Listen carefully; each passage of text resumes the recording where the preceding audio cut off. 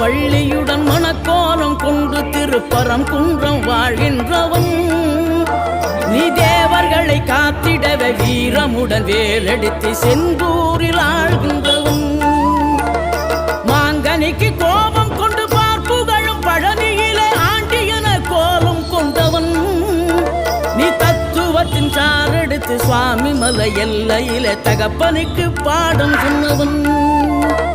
காவல் என நின்று பெரும் சினம் தணிந்து தணிகையில கண் குளிர காட்சி தந்தவன். நீ பாங்குடனே கருள் தரவே பழம் முதிரும் சோலையில பரஞ்சோதியாய் நின்றவன்.